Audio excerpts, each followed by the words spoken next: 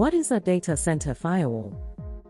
A data center firewall is a software or hardware device that monitors traffic entering and exiting an organization's network, or as network perimeters fragment, a portion of that network, down to the workload level, to filter out external threats.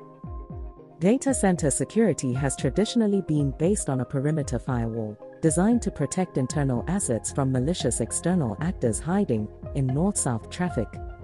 With the rise of distributed networks and modern applications, however, the network perimeter has become more and more porous, necessitating sophisticated distributed firewalls that can deliver fine-grained monitoring and protection of internal, or east-west, traffic.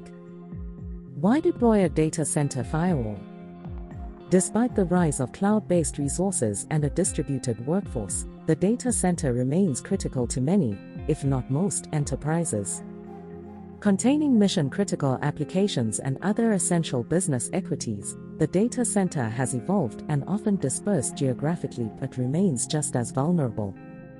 In the face of ever-growing threats, IT departments understand that securing the data center from malicious threats and unauthorized access remains essential to the continuity of the business. Benefits of a data center firewall.